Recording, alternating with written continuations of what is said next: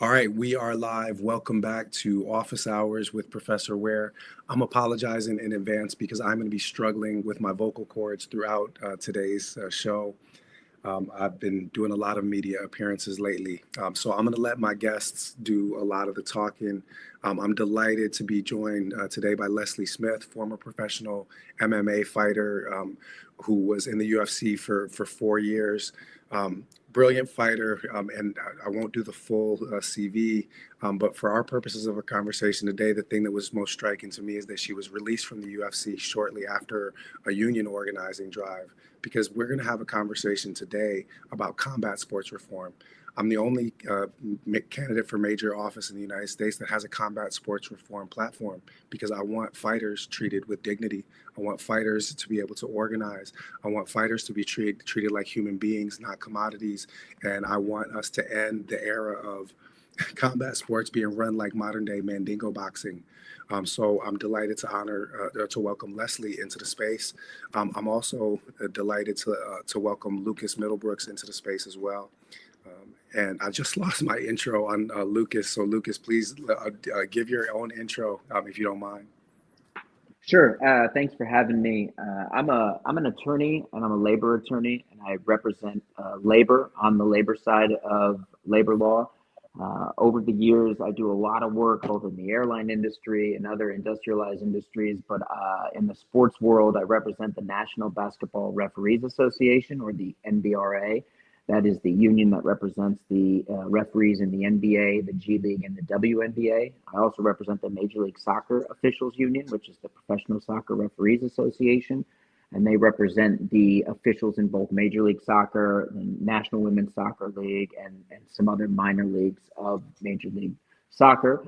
I've represented numerous MMA fighters, Nick Diaz, Leslie Smith, and I've been involved in multiple union organizing drives aimed at organizing the fighters in the UFC over the years. Outstanding. And thank you for completing that introduction when the tech failed me. I did, when you started talking, remember that the highlight, at least for me, from your bio, was you representing Nick Diaz, because my wife, Clementina Aragon, she's from Stockton, California. And of course, Nick is the pride of Stockton, CA. And so, I'm sure, Stockton is watching, right now. And so shout out to my home away from home. So the way that I've structured these conversations in the past, and again, I'm going to probably back out of this conversation a little more to save my vocal cords and give you guys plenty of space. But the way that we've had these conversations before is that we're really talking about collective liberation. And of course, labor organizing is a critical part of that. And oftentimes, fighters and athletes, especially fighters, actually are left out of our understanding of what labor organizing looks like. So we've been having these broader conversations about collective liberation, and I framed them around the past, present, and future of the struggle that the guests are engaged in.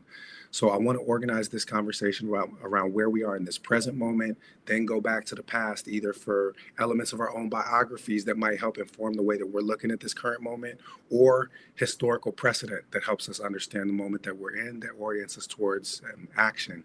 And then lastly, the action piece, the future. What are the steps from here to get fighters, treated with dignity rather than like Roman gladiators? I think that we'll do this just in the order of the introduction. Leslie, would you mind just taking a couple of minutes to kind of tell us where you see us situated in this present moment? Yeah, I'd be happy to. Right now, fighters don't have protections. They don't have a seat at the table. They don't get to discuss their future. They're not part of those conversations that are essential for workers, for labor to have. And unfortunately, it doesn't look like I don't see how that's going to change anytime soon, because there is not a union, there's not an association, and there was a lawsuit. There was a class action lawsuit, and I believe that there is an element of that is still going. Part of it was settled, and I think that there is something that they are still working on. Lucas might know more about that. Do you know if that class action is still going right now? Sure. So there were two notable class actions, both based in the District of Nevada. federal district court. The first class action was the Lay versus Zuffa, and that one settled just for monetary settlement. I believe the settlement was $375 million gross, roughly 251 million then got distributed to fighters that fought in the UFC over a specific period of time.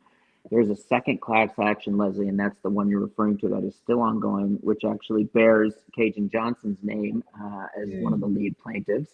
And that one is still ongoing, being litigated. And to my understanding, they are still seeking potential injunctive relief moving forward in that one in order to try to change some of the coercive practices employed by the UFC. Yeah. And I do have really high hopes for that one. I know that a lot of the intentions that the group that did those, were to break up the monopoly, the monopsony of the UFC, so there could be other buyers, there could be other opportunities for people to fight. But at the same time, I don't actually think that that is the very best way to accomplish it. I think that a union is going to be the very best way for fighters to get to have the labor rights that so many other industries and so many athletes have at this point. There was actually a conflict in the past. We did try to work with those lawsuits. That's something that the NBA does, is that they leverage the threat of a class action or an actual class action lawsuit, along with union activity, forming and unforming a union, and they're able to accomplish a lot like that. But we weren't able to get all the parts together in order to work it like that. Yeah, I mean the wealth and power gap is different, right? When you talk about the folks that are trying to unionize from a combat sports standpoint, at least that's what it looks like to me from the outside. Is that you have a certain top tier folks that are making decent money, and then you have a lot of people that are fighting with very, very limited access to resources. Correct me if I'm wrong. Oh, you're right. You're absolutely right. And one of the problems there is that those people who are well taken care of at the very top, they're feeling well taken care of, or like they shouldn't be biting the hand that's feeding them, and like they don't want to rock the boat because they like the position that they're in. And they're the only ones who can actually rock the boat. They're the only ones. I mean, I shouldn't say only ones. They're the most impactful ones. That's the labor issue, right? Is that if you get everybody on board, then the boat's going to rock, even if you don't get that one person at the very top. But gosh, it'd be so much easier if those people on top in their moments could just jump on. And this is a consistent theme across these dialogues that I've been having, is that some people want comfort, not liberation. Some people want to be integrated at the top of oppressive systems rather than just to have equitable systems, right? And so oftentimes the people that have that great platform are not necessarily using it to the maximum of their ability. And of course, it can be unfair to put all of that on an individual. You're absolutely right that it takes collective action, more broadly. But we also got to be realistic that when some people speak, folks are going to listen, carefully because of the platform that they have. I didn't mean to interrupt. Please do. If there was other stuff that you wanted to kind of frame the current moment, I was then going to move to Lucas and ask for his thoughts.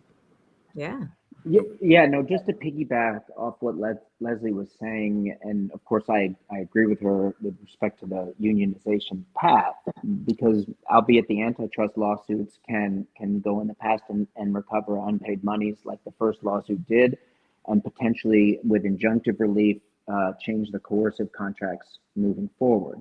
But then even if that is successful and fighters are more inclined to pursue free agency with multiple entities, right? At least in my mind, some of the things that are still left on the table are comprehensive health care for fighters. That would be commonplace in a collective bargaining agreement. Would also be some type of fixed salary potentially for fighters as well. What a lot of people don't realize, Dr. Ware, is that some of the entry-level fighters in the UFC are making $14,000 to show and then only another 14,000 if they win. And these are all 1099 before independent contractor taxes, right? So that their payroll taxes are coming out of their purse. And I remember speaking to Leslie years ago about this, that there are fighters who actually lose money to, Yeah. to fight in the UFC, right? I mean, sorry to interrupt, but I mean, I was just doing the math, and I was just thinking, when you combine that first point about not having comprehensive health coverage, let things go bad in that fight, and not only are you not, making any money, but you're losing money just, dealing with medical bills. I mean, it's one of the reasons why I'm running on universal single payer healthcare in the state of California, because, you know, first of all, like, that shouldn't be a thing. Every other wealthy country in the world has universal single payer healthcare, or a version of it, universal access at least. And so we really shouldn't, fighters shouldn't have to depend, on, those labor negotiations. I've argued many times that in the state of California, when we get that universal single payer healthcare, then actually unions will be able to negotiate predominantly for better wages and working conditions, which is what unions are supposed to be doing. Healthcare really should be taken care of from the beginning. So I'm hopeful that we're going to be able to create an environment that empowers, athletes and fighters, but ordinary working folks too. Please do continue, kind of setting your overview of where we are now.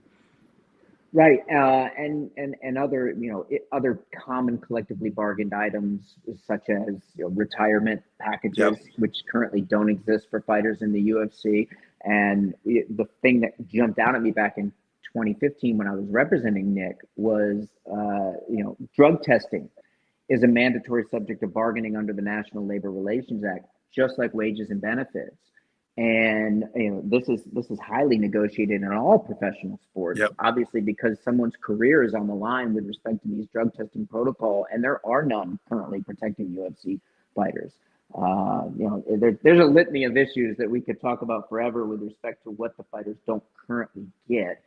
But I think presently where we are, Dr. Ware, is an interesting situation because there was two notable union movements in 2016 with the Professional Fighters Association, and then shortly after that with Leslie's organizing movement, Project Spearhead, which were both picking up steam amongst the fighters. And unfortunately, it really slowed down when Leslie was released. And since that time, there really has not been an active organizing drive. Now, unfortunately, under the current administration, which controls the National Labor Relations Board, you will have to, any organizing drive in the UFC will have to answer the question between independent contractor and employee status. Now, when you had the Biden-controlled NLRB, there was no doubt in my mind, under the general counsel at the time, Jennifer Abruzzo, that they would have found that these fighters were employees despite being mislabeled as independent contractors. In fact, Leslie filed her retaliation complaint against the UFC after being released. That went to Region 4 of the NLRB in Philadelphia. Region 4 was prepared to make a merit determination in Leslie's favor on two important issues. One was that the UFC fighters were employees misclassified as independent contractors. That's huge. Would have been huge. Huge. And Yeah, two, that Leslie was retaliated against for her organizing activities. Yeah, I mean, I do think that the Trump administration is, particularly hostile. I will also say that the Democrat administrations have been good at making noise about being supportive of labor organizing, but actually not necessarily delivering. And especially here in the state of California, the way that the Democrat establishment is in bed with labor leadership against the rank and file. Yeah. So, but I don't want to, to digress too far down that road. I want to just bring in a couple pieces together now. The first is Project Spearhead is a super dope name. So did you come up with Leslie? Was that you? And can you tell me more about Project Spearhead that Lucas just name dropped? Yeah. Well, I was pretty excited about the name. It was a union organizing drive, but people were pretty scared of the word union. A lot of the people that I talked to, they didn't like the word union. They didn't completely understand what it meant and how it would work for them or help them. there's been a really successful campaign against unions here in the United States. Yep. And a lot of people have absorbed a lot of that. And so we definitely didn't want to call it a union at that time. And it couldn't be me, it wasn't about me. And so Project Spearhead, the idea was just that it was going to start the whole thing off. And I still Yeah. like. It's an amazing title. I mean, the propagandizing of the American populace with respect to union organizing is, one of the greatest psyops and mind control operations ever, executed in human history. If it's not for union organizing, we don't get a 40-day work week. We don't get a 40-hour work week, a 5-day work week. We don't get any child protections. And the ownership class, that capitalist class, has been just drilling on people, to get them to abandon the most powerful tool that we have in a capitalist system, which is to be able to withdraw our labor. And that's actually, to go back to the point I was making with Lucas, because Biden gets no shine on my show. I'm just going to be clear about that. Is that, well, and the reason is that they play in public like they're there for labor, but then he also kneecapped, federal employees' right to strike, kneecapped, right to strike in other domains as well. And I think that that's one of the kind of critical pieces, is that withdrawing our labor from these systems is the most powerful weapon we have. I mean, that's returns kind of to Leslie's initial point, right? Which is that lawsuits are great. And I'll tell you, my lawyer in my case now against the Democrats who are trying to knock me off the ballot in the state of California is being brought by a lawyer called Tawfiq Morar. And Tawfiq reminds people that legislation is not the principal way that law is made. Law is made in this country principally by legal precedent. So I'm not in any way underselling the importance of suing their asses when they act crazy. Like, definitely sue their asses when they act crazy, and withdrawing our labor and being able to utilize organized labor in order to really strike at the heart of that ownership class. I think that is the most powerful tool. But the two of them together, right? That's what you guys are here to represent. That's what this conversation is about. And that brings us to the next part, is that what kinds of lessons or inspiration have you guys taken from either from the past, right? So present, now past, either from your own journey or from kind of historical, moments in, combat sports history or union organizing history, or just in your own path. And I think that just to keep things moving, I'll ask Lucas the first time to respond to this one, and then pass it to Leslie. Yeah, that's a great question, and I think I would draw on my experiences just in the labor world, in organizing in general, and then briefly with respect to Leslie and Project Spearhead. Is that labor organizing, while a lot of it is done obviously online now through social media, right? You still can't replace what I would call the boots on the ground.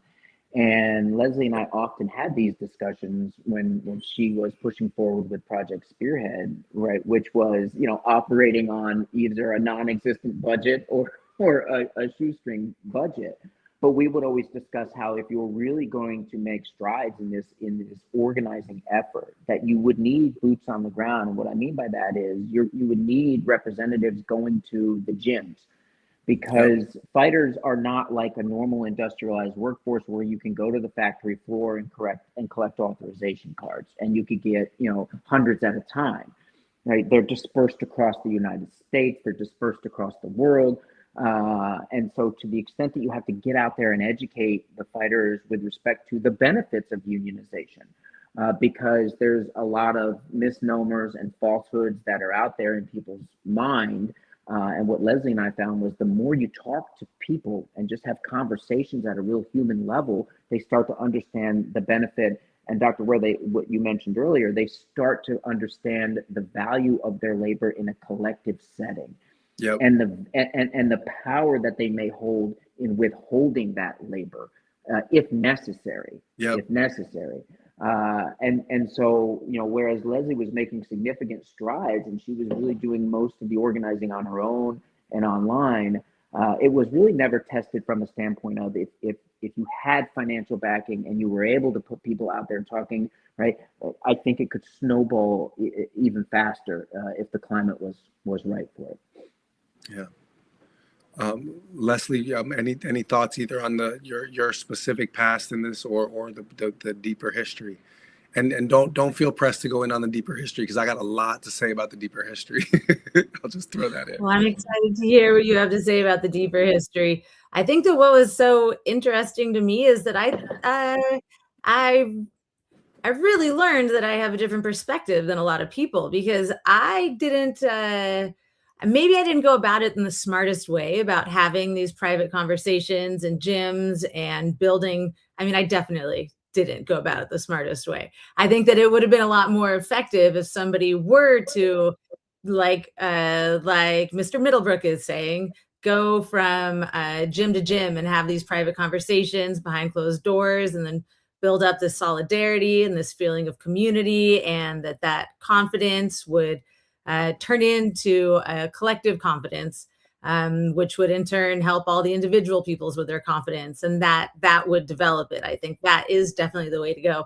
But I thought that everybody knew that collective action is the thing that I just, that was a given to me. I mean, I'm a fan of David and Goliath stories, and like I guess I've always liked the underdog perspective. I didn't realize it until I started talking to other people, and I found out that they didn't see it the same way, and they didn't understand or perceive it the same way. And so I thought that just saying, "Hey, this is an option," would get everybody on board. And so I did a bunch of Twitter talking. And posting and on Instagram and talking to people through social media. And I don't think that that is the way somebody in the future should do it. I think that it should be exactly what Lucas was talking about, with people getting together and forming those relationships in the community. From the ground up. Yeah, up. Yeah. exactly. Yeah. No, I wasn't interrupting. I was hearing it now, like, and fully understand it. So please do continue. But yeah, it's different when it comes from the top down, and it's kind of just vocal messaging that comes in a public space, as opposed to bubbling up in interpersonal interactions with trusted comrades. Yeah. I mean, I will just say to add a piece to this. That's what Jesse Ventura was doing when he was first trying to unionize professional wrestlers, and this is a really important precedent for me because Jesse was the last independent, not Democrat or Republican candidate to win a major gubernatorial election. I was there in Minnesota in 1998. I grew up on the south side of Minneapolis. And so, so watching how Jesse did things politically, as a gubernatorial candidate is something that's significant to me, and how he governed actually after he got power by, utilizing the enmity that Team Blue and Red have for each other to get his own agenda passed, right? I'm taking notes because I'm going to need all of that game. But one of the things that he did when he was trying to organize the professional wrestlers was exactly those locker room conversations. And he started by, just talking to the guys in the locker room about this and building this. And no joke with this, it came out when Hulk Hogan passed away recently that Hulk Hogan ratted him out to management.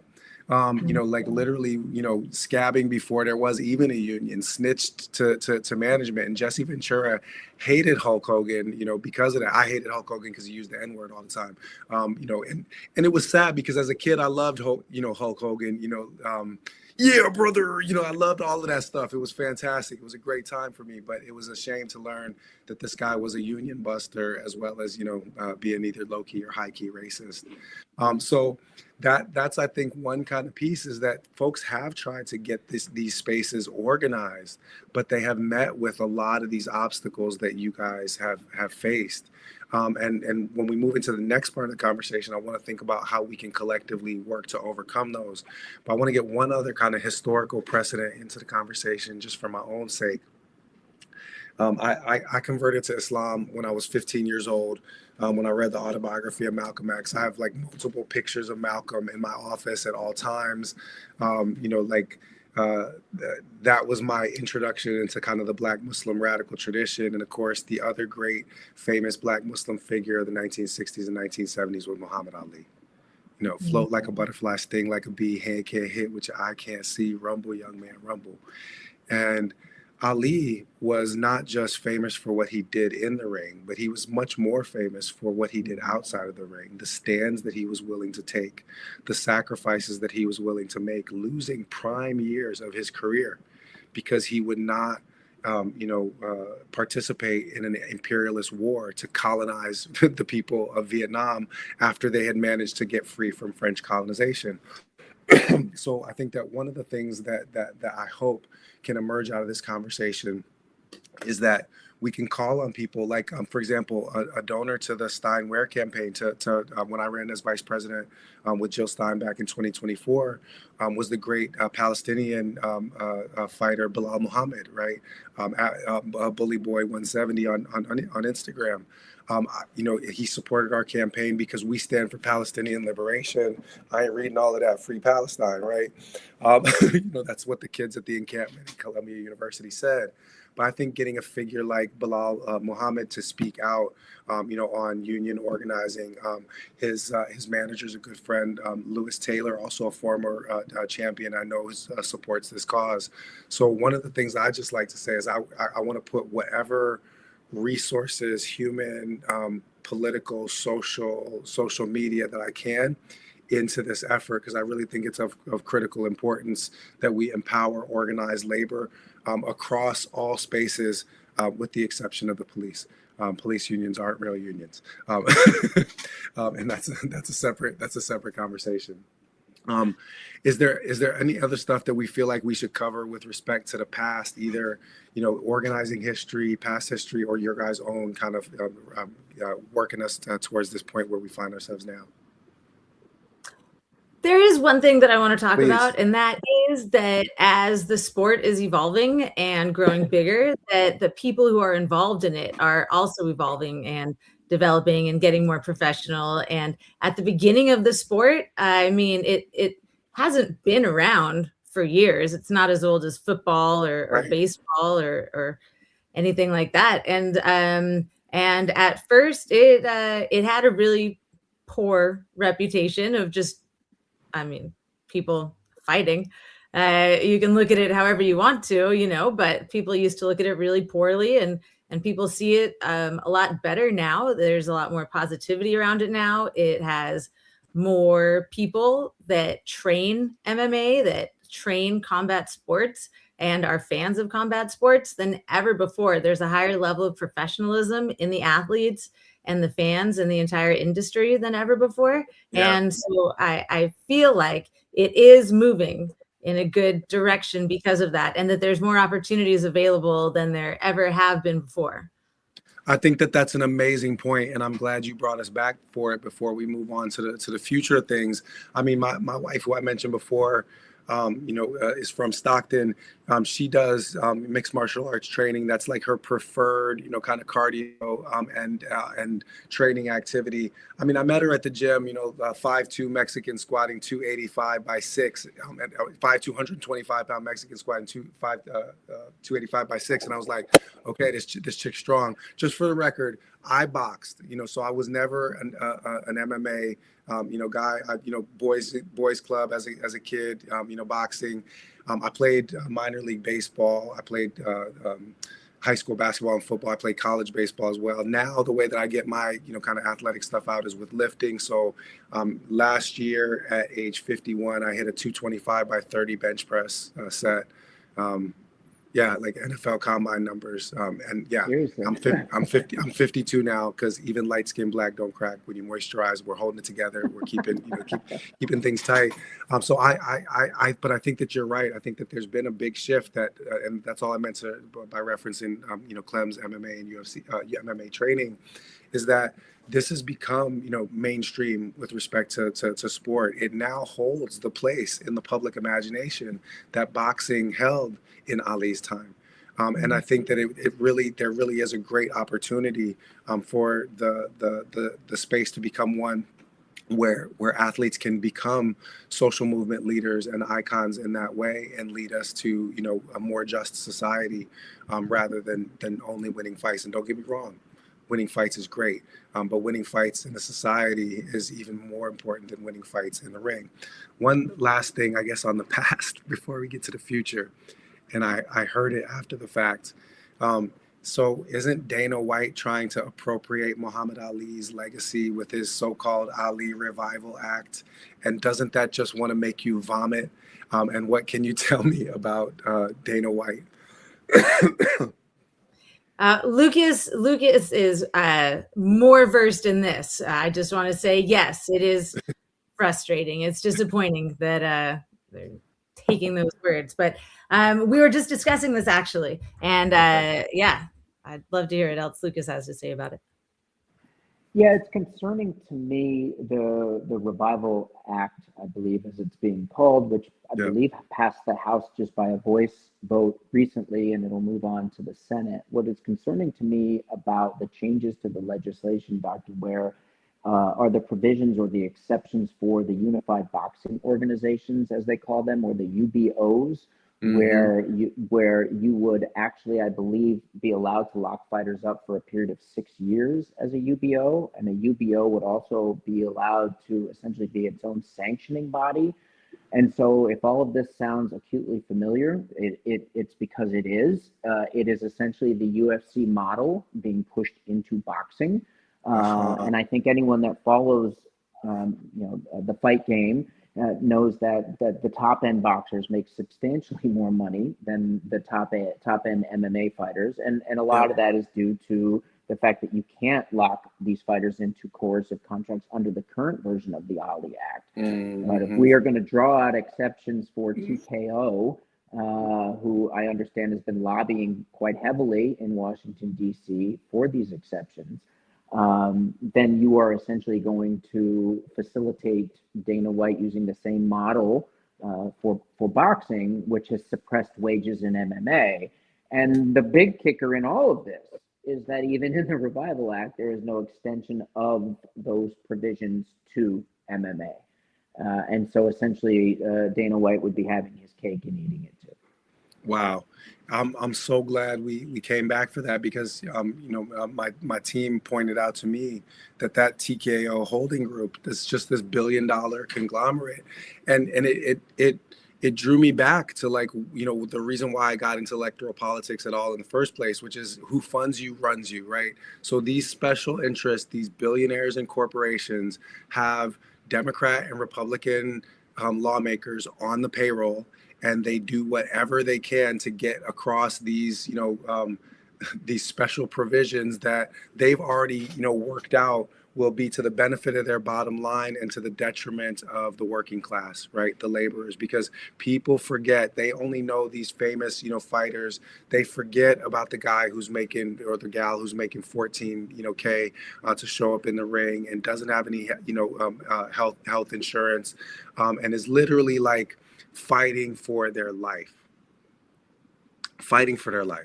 sometimes with no other, kind of like means of it. Like my father had a 6th grade education. He was able to pay the bills, as a locksmith and as a musician. But like a lot of the fighters are coming from the humblest of backgrounds, the most meager of backgrounds, and then find themselves in these multi-billion-dollar industries where they're getting work like modern day slaves.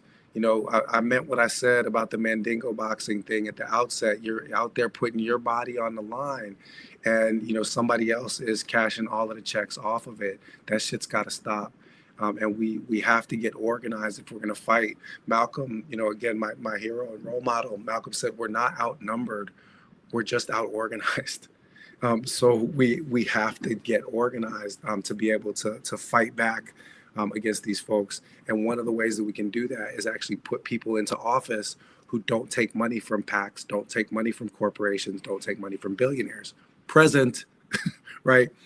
I'm like 7 Up back in the day. Never had it, never will. Right? You can't miss what you've never had. And the Green Party, that's what we represent. No, there's no corruption because we will not take a penny of those special interest fund or those corporate funds. So just know, as we get into this next part of this conversation, that I'm going to do everything that I can to fight alongside you guys in this. And I guess that takes us to the next part of the convo, which is, what are the steps forward from here to getting something that looks more like justice in this domain? And I guess I'll leave it open because I picked one first, but Leslie, you were about to go. Go ahead. Oh, thanks. Well, unfortunately, I don't have anything really novel to add to it. It's just that I've always thought that education is going to be the way to get people on board, that people just need to know what the differences are. Unfortunately, there's campaigns going in the opposite direction. There is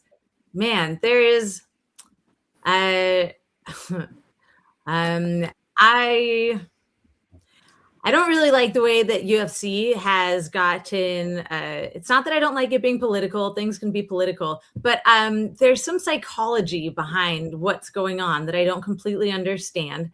And that has a lot to do, it's led to the UFC fight in the White House, that President Trump has taken this interest in MMA and fighters, and he's got this friendship with Dana White. And so there's all these fighters who, I don't know if they see themselves as stronger because they're aligned with the president, and they're not really looking deeper. I don't know what it is, but there is this association between a very strong anti-labor force in the president and fighters. And so it's very easy to see those lines being drawn. Like, well, if you're a strong fighter, if you're typical and regular, like all these other strong, amazing fighters, then you're probably pro-Trump. And if you're pro-Trump, then you're anti-labor and anti-union and organizing. And so there's got to be a way to make it really clear that those are not actual lines, that isn't the way that it is, that in fact, a really strong person is probably not going to be pro-Trump, and that it doesn't have to be like that. It's such an incredibly powerful point. I would hazard the guess that this has been predominantly male fighters, correct, that have been taken in by this rhetoric, or not necessarily. That predominantly, but not exclusively. Well, the reason that's fair, the reason why I mention it is that I think that there's a little bit of an overlap. Well, okay, so first of all, I have posted that this is the only campaign that is trying to take the fitness space back from the fitness to fascist pipeline.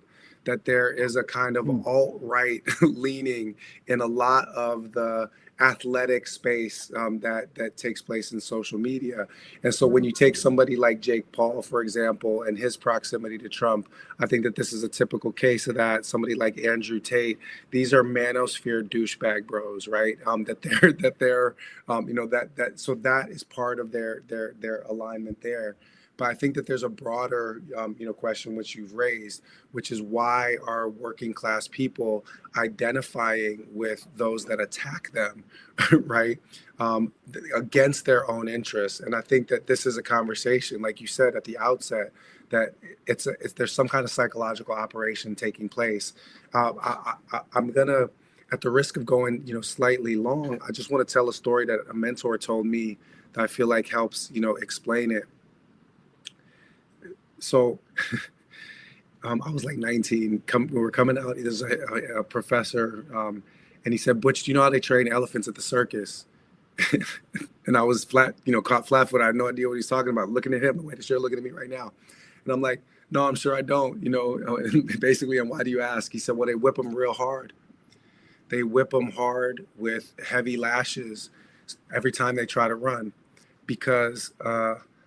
Even a baby bull elephant, if it gets loose, it can trample a half dozen people to death in a matter of seconds. And they take heavy chains and they affix those chains to the leg of the animal. till the iron bites into the flesh, to the skin of that animal. And they affix those heavy chains to heavy pegs that are anchored in concrete. So that every time that animal tries to run, it finds that it's futile. So it runs and can't move, and it's whipped and it's punished for every time it tries to get itself free. He said, but once that animal has been broken, it can grow to weigh a couple of tons, and you can keep it in place by waving any insignificant string in the air. You can take any insignificant string, tie it around the ankle of that animal, tether that to any insignificant peg, and it will never run. Mm-hmm. And then he asked me, do you know why I'm telling you this story? So I ask you the question that he asked me, like, do you kind of see where I'm going with this? When you've taught people to internalize the systems that oppress them, then they will voluntarily keep themselves in place. Mm-hmm. They identify with the system that is brutalizing them. And then the system doesn't have to do that work of control. The control is in here. The control is in here. That's what I got when I read Malcolm's autobiography. I found somebody who, despite the fact that the system had broken him down, he got free here and here, and therefore couldn't be contained anymore, couldn't be stopped. And I think that when you referred to it as a psyop earlier, like, this is where a shift in perspective is needed. Education is needed. People with platform really need to draw attention to that fundamental contradiction. And I said this in a speech to the SEIU Local 1000, which they just endorsed Eric Swalwell, who is an anti-labor guy, right? Mm-hmm. And also a Zionist, separate question. But I just want to be clear, we had people in the room after that debate at the SEIU Local 1000. I beat the next two candidates combined for best candidate, but SEIU Local's leadership nonetheless went with the traditional, Democrat establishment. And why am I mentioning it? Because in that debate, I said just a simple fact: you cannot represent management and the shop floor at the same time. Mm-hmm. And that's what the union leadership, unfortunately, in a lot of these unions that is in bed with the Democrats, have done. You either represent the ruling class or you represent the working class. You can't serve both masters at the same time. And I think that, to your point, Leslie, folks that are the working class, that are part of the labor in this, need to embrace their power and understand that while they might aspire to some of the accoutrements of power that somebody like Trump, or for that matter, somebody like Obama, who was no friend of labor, organized labor either, just to be blunt about it, that while they might aspire to some of those accoutrements of power, the real power is in the people. The real power is in workers organizing. The real power is in organized labor. Mm-hmm. What about you? The elephant story resonates, and it resonates, and Leslie, you'll appreciate this, is that, when Leslie was organizing through Project Spearhead, we saw a very real climate of fear amongst the fighters. And so one of Leslie's main focuses was that, everything was going to be anonymous, right? So if a fighter wanted to sign an authorization card, that's protected by federal law under the anonymity, but that Leslie would never tell one person or another. In fact, she took it so seriously that the authorization cards would come directly to me as counsel to Project Spearhead, so that even Leslie wouldn't know who signed a card and who did not. But you mentioned that fear taking hold to where it ends up controlling the entire group, and we were seeing these strides away from that while Leslie was organizing, and if you haven't seen it, you could go up on X or Google or wherever, and there was a key moment in 2017. The UFC organized a fighter retreat, and they invited all the fighters in. They had these speakers, and the keynote speaker was Kobe Bryant. And he was on a stage, and they had a panel, and they were asking questions. And then at one point, they opened it up to questions from the fighters who were there from the retreat. And true to form, Leslie stood up and she asked Kobe Bryant, can you explain to this group how important the PA, the NBA PA, was to your career as an athlete? And I tell you, if you watch that clip, Kobe did not hesitate. and he said something along the lines of, I can't tell you how important it was to my career. He said, because while we may have been at each other's throats competing on the court, when we got in our union meetings, we all realized that a rising tide lifts all boats. And Leslie said, well, we're thinking about unionizing here. And she gets a thunderous applause. So just from that clip alone, you can see that the appetite is there. Yeah. That the appetite is there amongst the fighters. But the question is the appetite hungrier than the fear? And that's where the education component comes in. And I'll just share one more story, is that during this time period, I was traveling for unrelated work, and I was in Denver. And I was eating at the restaurant bar with the president of the union I was representing at the time. And a very notable fighter comes in and sits down to also eat at the bar, just happenstance. And we get talking, and we shift to the discussion of unionization. And this particular fighter was very anti-union. But a lot of the negative thought process around the union was just really lack of understanding of what it meant to be unionized. And it was so fascinating to me, was after a 30-minute conversation at that restaurant bar, we ended up exchanging phone numbers, and the thought process was shifting. You could see the thought process shifting. So to Leslie's point, that the education component is key to people understanding, like you mentioned earlier, how important their collective power really is. Beautiful. You just helped me understand by explaining that story took place in 2017, why they were driving Leslie out, because the power, they felt the power, right? The people need to be taught the power that they have, and need to be reminded of it, because we are conditioned into like a learned helplessness. And it's actually through building those organizational networks that we find the power that we actually have. Before I give you guys each a chance for any kind of closing thoughts or reflections on the way forward, I just wanted to kind of publicly make some commitments. So I'm doing an event, we're calling it Unity Uprising, Black Radical Tradition and Collective Liberation. So this isn't just about Black liberation, it's about the relationship between Black freedom struggle and all collective liberation struggle. And one of the guests that is coming in for this, so this is April 4th, at Cal State LA. I'm co-hosting it with Dr. Melina Abdullah, one of the founders of Black Lives Matter.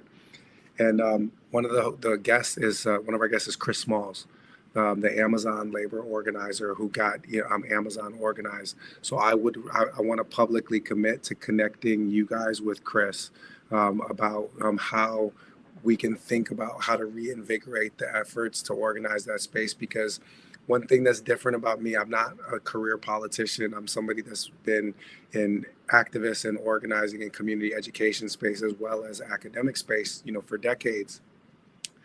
Winning elections is great, and I'm running them to win. And I do think it would make a massive difference to have support from the executive branch, for example, in a lot of these efforts. But I don't believe elections do it by itself. I believe in what the Panthers believed in, which is mutual aid plus direct action plus electoral power.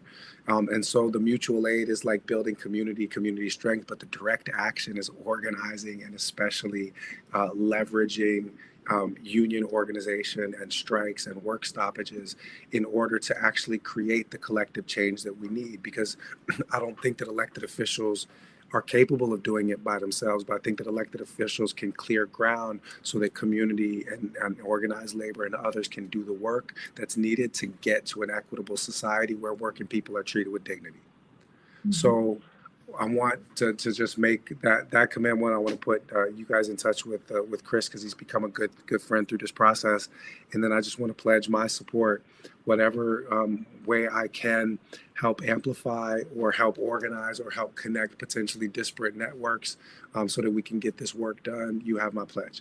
And I think that the last thing I would just do, just with the time that we have left, is that if there are any other reflections or calls to action or anything else you wanted to tell folks before we finish this conversation. Well, first, thank you for your promises. That's wonderful and amazing. and I am grateful for it. I am not an active fighter anymore, but I'm still part of the combat sports world. I coach jujitsu, and I have a lot of friends who are still fighting, and I do still want to be part of the fight. I'm in law school right now. I just finished my first year of law school. Yeah, thank you. Not well, my first semester. I'm almost done with the first year.